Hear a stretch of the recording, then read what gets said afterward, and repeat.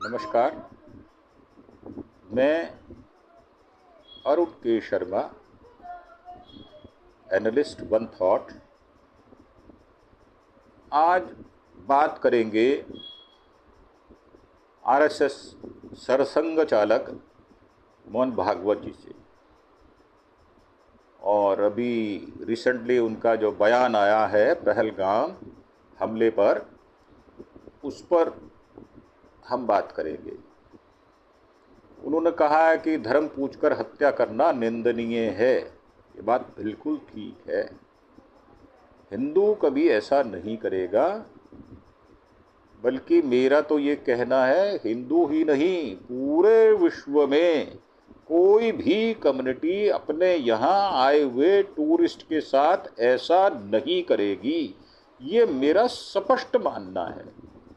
कोई भी नहीं करेगा, चाहे कितना ही क्रूर व्यक्ति क्यों ना हो।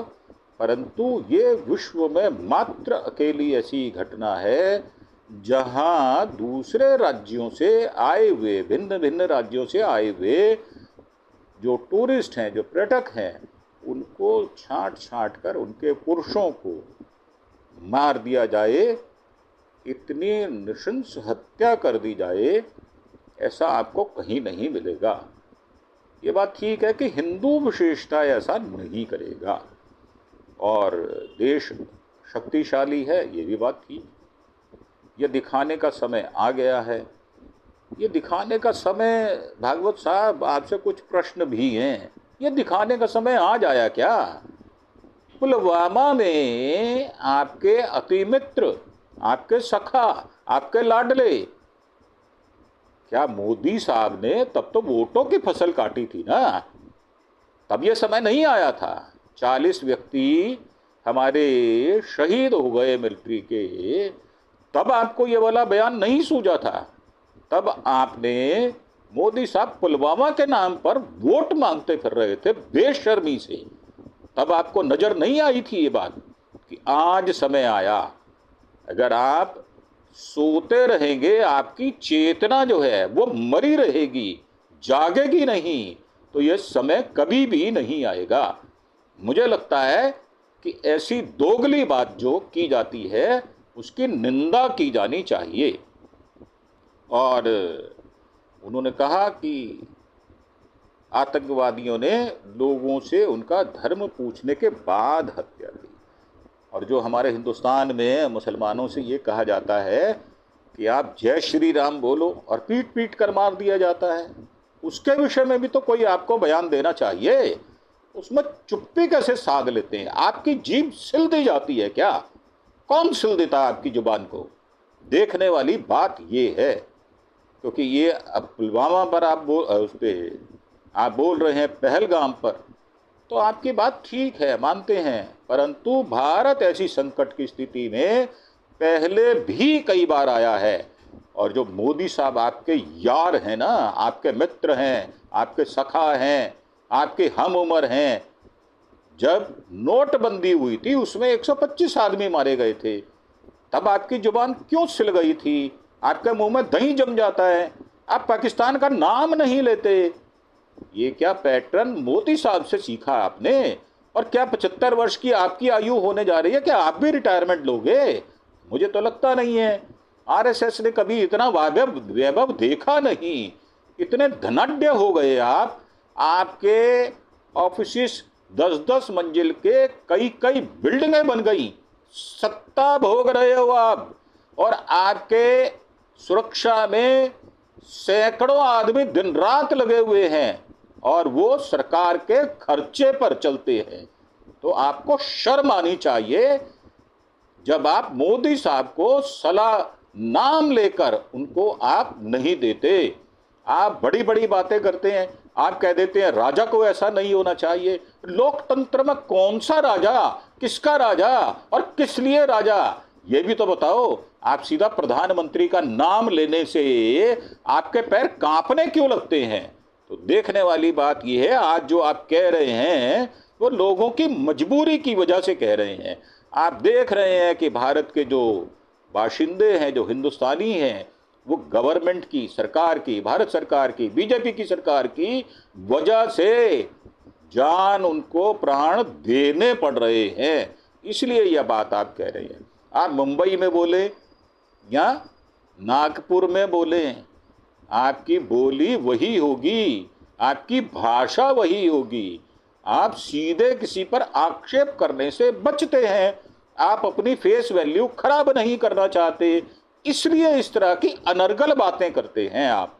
और ये कहना कि भारत कितना शक्तिशाली है, तो भारत वर्षों वर्षों से शक्तिशाली है। भारत ओवरनाइट शक्तिशाली नहीं बना है, इस बात की सबको खबर है। भागवत साहब, आपको नहीं है ये बात। दूसरी है कि आज आप पहलगाम पर बोल रहे हैं, तो आपको सोचना चाहिए आपके कुकर्म जो आपने किए हैं, हिंदू मुसलमान आपने भी किया है, तो आप ऐसी बात कहते हैं तो अपनी गिरेबान में झांक कर देखें, आप हैं कौन, क्या किया राष्ट्र के लिए आपने। आप एक ऐसा सामाजिक संगठन चलाते हैं जिसको रजिस्टर्ड नहीं करा पाए आज तक, और 52 साल आरएसएस के हेडक्वार्टर पर तिरंगा झंडा नहीं लहराते आप क्या बात करते हैं। आपके दिल में दर्द अगर होता तो आप मुसलमानों को बीजेपी में रिप्रेजेंटेशन दिलवाते। उनकी जो है प्राथमिकता है ही नहीं। आपको कोई फर्क नहीं पड़ता कि बीजेपी में एक भी एमएलए, एक भी लोकसभा सदस्य, एक भी राज्यसभा का सदस्य बीजेपी से नहीं है। शर्म आनी चाहिए आपको भी और मोदी साहब को भी। अगर आप इस तरह से रखते हैं तो आप कैसे भलाई करेंगे। वैसे आप कहते हैं कि हम सब भारतीय हैं, तो मैं आपसे पूछना चाहता हूं, वो मुसलमान भाई भारतीय नहीं है क्या? आपको भारतीय होने का परिचय कश्मीरी ने दे दिया, कश्मीरियत ने दे दिया। कैसे उन्होंने आतंकवादी हमले में लोगों की मदद की है, वो उल्लेखनीय है, प्रशंसा योग्य है। परंतु आप उस पॉलिटिकल पार्टी के साथ खड़े नजर आते हैं जो उनको टिकट नहीं देती, उनकी सहभागिता को मानती नहीं है, जरूरी नहीं समझती। बल्कि मोदी साहब जैसा व्यक्ति ये कह देता है कि हिंदुस्तान की प्रॉपर्टी उनको बांट देंगे ये लोग जो ज़्यादा बच्चे पैदा करते हैं। और वो तो कपड़ों से पहचान लेते हैं ना। कभी आपने उनको बोला कि इस तरह की अनर्गल बात मोदी साहब आप क्यों करते हो? आपकी जुबान ऐसी बात बोल नहीं सकती। आप में इतनी नैतिकता नहीं है। मरी हुई नैतिकता के व्यक्ति का नाम मोहन भागवत है, ऐसा मेरा मानना है। और आप कहते हैं कि भागवत ने उदाहरण के तौर पर कहा कि रावण भगवान शिव के भक्त थे, लेकिन वे बुराइयों से दूर नहीं रह सके। तो क्या मोदी साहब दूर रह पाए? कौन सी ऐसी बुराई है जो उनके अंदर नहीं है? जब राष्ट्र की बात होती है तो बड़ी बड़ी बातें करते हैं, परंतु वो धन किसको देते हैं, किसके चरणों में अर्पित कर देते हैं? अडानी और अंबानी के चरणों में, अपने दोस्तों के, अमीर आदमियों के चरणों में, भारत के सबसे अमीर आदमियों के चरणों में वो धन दौलत, भारत की जो टैक्स पेयर का पैसा है, वो उसको अर्पण कर देते हैं। कभी रोका आपने उनको? कभी आपने उनको ठहर कर प्रश्न किया इस विषय में कि ये जो एनपीए है या जो उनका पैसा माफ कर दिया जाता है कंपनियों का, वो क्यों किया जाता है? भागवत साहब ने ये भी बोला है कि बुरी नीयत वालों की आंख फोड़ देंगे। साहब, ये जो आप इस तरह के बयान देते ना, आंख फोड़ देंगे, हाथ तोड़ देंगे, लात तोड़ देंगे, उनकी जो है कान तोड़ देंगे, कान उखाड़ के ले आएंगे, उनका सांस बंद कर देंगे, नाक उखाड़ लेंगे, तो ये जो बयान आप देते हो ना, इसका असर किसी भी जनता पर नहीं होता। आरएसएस के जो राष्ट्रीय स्वयंसेवक संघ के स्वयंसेवक हैं उन पर तो हो सकता है, क्योंकि वो भी वैसे ही तलवे चाटू है जैसे आप मोदी साहब के हैं। आप सत्ता की मलाई चाट रहे हैं। आज आप आरएसएस को आड़ लेकर हर एक डिस्ट्रिक्ट में अपना ऑफिस बनाने लगे हुए हैं। कहां से आया ये इतना पैसा? कौन लेकर आया है? 5-5 लाख स्क्वायर फीट के ऑफिस आप जब बनाते हैं तो वो धन कहां से आता है? क्या गुरु दक्षिणा में इतना धन आ जाता है क्या?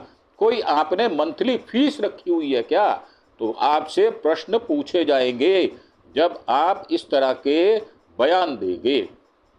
घृणा और शत्रुता हमारा स्वभाव नहीं है। स्वभाव ना होने पर भी क्या हम इसको चुपचाप नुकसान को सहते रहेंगे? एक सच्चे अहिंसक व्यक्ति को मजबूत भी होना चाहिए। ये बात आप पूछें अपने दोस्त, अपने यार से, मोदी साहब से, वो इतने मजबूत हैं क्या? क्या करने जा रहे हैं? बताएं जनता को, बाहर आकर जवाब दें। कश्मीर में जहां 2-2,500 लोग पर्यटक के रूप में वहां मौजूद थे, वहां पुलिस वाले क्यों नहीं थे? सुरक्षा क्यों नहीं थी? मिलिट्री क्यों नहीं थी? सीआरपीएफ क्यों नहीं थी? बीएसएफ क्यों नहीं थी? लोकल पुलिस क्यों नहीं थी? आप उनसे जवाब मांगने वाले नहीं है।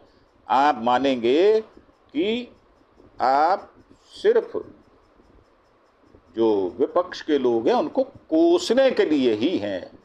आपका तो जन्म ही इस वजह से हुआ है कि आप विपक्ष को कोसें और एक ऐसी पार्टी के साथ रहें जो हर एक हथकंडा अपनाकर, चाहे वो ईवीएम हो, चाहे एमएलए खरीद करनी हो, चाहे किसी को भ्रष्ट आदमी को अपनी पार्टी में शामिल कर लेना हो, वो सब आपको बर्दाश्त हो जाता है। परंतु आप प्रश्न किससे करते हैं? विपक्ष से। तो आपके दिमाग पर जोर नहीं पड़ता। आप बिल्कुल पिछलग्गुओं की तरह आप मोदी साहब की बोली को बोलते हैं। ये बात बिल्कुल सिद्ध हो चुकी है। और उन्होंने कहा कि सरकार ने सुरक्षा में चूक मानी है, तो सरकार से प्रश्न क्यों नहीं करते आप? ये भी तो बताएं। राहुल बोले केंद्र के हर एक्शन को हम समर्थन देते हैं। ऐसा विपक्ष कहाँ मिलेगा जो देश की अखंडता, वैभवता के लिए, उसकी संप्रभुता के लिए उनके साथ खड़ा हो जाए? कोई शर्त नहीं। हर शर्त को पीछे खड़ा करके जो एलओपी है, जो विपक्षी पार्टियां हैं, वो मोदी साहब के साथ खड़ी हो जाती हैं। भागवत साहब, ये आज आपके दिमाग पर जोर पड़ रहा है क्योंकि 26-27 जवान हमारे, बिल्कुल नौजवान आदमी हमारे अकारण अकाल मृत्यु को प्राप्त हो गए। इसलिए आपको कहना पड़ रहा है, नहीं तो जनता आपको नोच लेगी। जनता आपसे प्रश्नों की बौछार करेगी। आपके पास जवाब नहीं है। और जो जवान जो हमारे चले गए 26 व्यक्ति, उनके घरों में जाकर आपने सांत्वना दी है? आरएसएस के लोग गए हैं या नहीं गए? वो भी आपको प्रश्न पूछा जाएगा, क्योंकि आप प्रश्नों से भागने वाले हैं। आपके पास तो जो सिक्योरिटी है वो तो बहुत मजबूत सिक्योरिटी है, और आप हमेशा ही उस सिक्योरिटी से घिरे रहते हैं। आपको कोई डर नहीं है। सत्ता आपके साथ खड़ी है। आपके पास Z+ की सुरक्षा है। स्पेशल प्रोटेक्शन ग्रुप की सुरक्षा के बाद Z+ भारत की सर्वोच्च सुरक्षा श्रेणी है जो आपके पास है। इस श्रेणी से संबंधित विशिष्ट व्यक्ति की, अब आप विशिष्ट हो गए, ये मेरी समझ से बाहर है। पहले कभी सरसंघ चालक विशिष्ट नहीं होते थे, कभी किसी को साथ लेकर नहीं जाते थे, अकेले जाया करते थे। आज आप विशिष्ट हो गए हैं, तो आपकी सुरक्षा में 36 जवान 24 घंटे लगे रहते हैं, और जहां आप जाते हैं वहां भी लोकल पुलिस आपको प्रोटेक्ट करती है। एनएसजी कमांडो के साथ दिल्ली पुलिस, आईटीबीपी और सीआरपीएफ के कमांडो आपके साथ लगे हुए हैं। भागवत साहब, आप इतनी सुरक्षा घेरे में रहने के बाद क्या किसी उस व्यक्ति का दर्द समझ पाएंगे जिसका जवान बच्चा इस संसार से बिना किसी कारण निहत्थे और बगैर किसी कसूर के चला गया? और आप तो जो 6 तरह की सिक्योरिटी होती है उससे ऊपर की सिक्योरिटी लिए बैठे हैं। तो ये आपको इस तरह की जब बात करते हैं तो आपको भारत सरकार और बीजेपी की भारत सरकार उससे पूछना चाहिए, उनसे प्रश्न करने चाहिए। आप प्रश्न खड़े नहीं करेंगे तो दूसरे लोग आपको घेरे में ले लेंगे। आप अगर प्रश्न खड़े नहीं करेंगे तो आपको भी पूछा जाएगा कि आपका ये सारा बयान जो है वो देश हित में तो ठीक है, परंतु क्या बीजेपी से आप इस तरह के तीखे प्रश्नों की बौछार कर पाते हैं या नहीं कर पाते? आप तो जब चुनाव आते हैं तो बिना शर्त बीजेपी के साथ खड़े हो जाते हैं। आपके स्वयंसेवक राजनीतिक काम करते हुए देखे जाते हैं, ओपनली देखे जाते हैं, जगह जगह वोट मांगते हुए नजर आते हैं। आपके प्रचारक आरएसएस के साथ में बीजेपी का भी प्रचार करते नजर आते हैं। मुझे लगता है आज बीजेपी का जो प्रचारक है वो पेड वर्कर बीजेपी का बनकर रह गया है। एक ऐसा तलवे चाटू विचारक हो गया है वो, आरएसएस का ऐसा प्रचारक हो गया है जो सरकार द्वारा पोषित पल्लवित है। उसमें बहुत सारे लोग हैं और आप सत्ता की मलाई चाटने का जो काम कर रहे हैं, मैं उसकी भर्त्सना करता हूं और आपसे प्रश्न पूछता हूं। आपने कितनी बार मोदी साहब को सार्वजनिक रूप से या अकेले में इन सब प्रश्नों के उत्तर मांगे? आप प्रमाण देकर बात करें, परंतु आप प्रमाण दे नहीं सकते क्योंकि आपने ऐसा किया नहीं है। आपका व्यवहार दो तरफा है, विपक्ष के लिए कुछ और, सत्ता पक्ष के लिए कुछ और। जब सत्ता पक्ष की बात आती है तो आप नर्म हो जाते हैं, मुलायम हो जाते हैं, उनको क्षमा कर देते हैं। क्या विपक्ष को भी इस तरह से आप क्षमा करते हैं? मुझे लगता है इसका उत्तर नहीं में, बल्कि ऐसे ज्वलंत प्रश्न उनसे पूछते हैं जो विपक्ष से नहीं सत्ता पक्ष से पूछने चाहिए। तो भागवत साहब, आपका जो बयान है, ये बयान तो ठीक है, परंतु आप ये सारे प्रश्न जब ये कहते हैं ना कि राजा को ऐसा नहीं होना चाहिए, वैसा नहीं होना चाहिए, तो मैं आपसे प्रश्न करता हूँ, कौन है राजा? क्या नाम है उसका? कौन सी सत्ता पर काबिज है वो? तो ऐसे लोकतंत्र में ऐसे राजाओं का काम होता नहीं है। लोकतंत्र कोई शाही तंत्र नहीं होता। लोकतंत्र जो होता है वो हमारे संविधान से चलता है और संविधान की सभी संस्थाओं को तहस नहस करने का काम मोदी साहब ने किया है। जो आपके अति मित्र हैं, कभी उनसे पूछा आपने कि ये ईडी के छापे, सीबीआई के छापे, आईटी के छापे जो मारते हैं अकारण लोगों को और एक्सटॉर्शन करके पैसा ले लेते हैं, वही मोदी साहब जो चुनावी बॉन्ड के नाम पर 6,980 करोड़ रुपया देश का हड़प लेते हैं, आपने कभी पूछा इस पैसे से क्या होगा? आपके तो झंडे वालान के जो दफ्तर बने हैं 3-3 मंजिल की 3 बिल्डिंगें 10-10 मंजिल की, वो कहाँ से बनी है? कौन से पैसे से बनी है? 400, 500, 600, 800 करोड़ रुपए लगा देते हो, कहाँ से आता है आपके पास ये सारा पैसा? उसका भी जवाब आपको देना चाहिए। इस संकट की घड़ी में हम आपसे प्रश्न खड़े करेंगे, क्योंकि जब आप एक तरफा बात करेंगे तो आपसे दूसरी तरफ की बात का भी उत्तर मांगा जाएगा। ऐसा नहीं है कि भारतीय हिंदुस्तानी अनजान है, वो सब समझते हुए भी जो सरकार का अनैतिक डंडा है, ईडी का, आईटी का, सीबीआई का, उसकी वजह से अपने निजी कारणों से भले ही चुप रह जाता हो, परंतु आपके पास तो ऐसा कुछ भी नहीं है और आप विवाहित भी नहीं हैं। आपने महिलाओं के विषय में इतने गंदे बयान दिए हैं जिनकी जितनी भर्त्सना की जाए आप विवाह को कॉन्ट्रैक्ट बता देते हैं, क्योंकि आपने शादी नहीं की, इसलिए आपको गृहस्थ का अर्थ नहीं पता। तो बातें आपकी जो आपके खिलाफ बहुत खड़ी हैं, उन प्रश्नों को हम समय समय तक पूछते रहेंगे और आपको भी हम घेरे में खड़े करेंगे। आप सरकार को घेरे में जब तक खड़े नहीं करेंगे निष्पक्ष रूप से, आप सिर्फ विपक्ष को ही प्रश्न पूछेंगे तो आपकी भर्त्सना की जाएगी।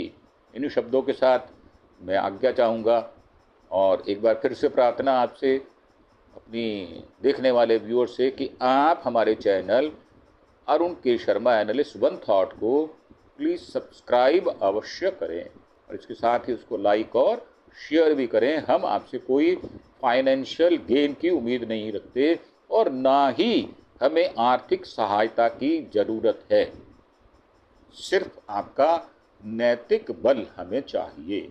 इन्हीं शब्दों के साथ धन्यवाद, थैंक यू, जय हिंद, जय भारत।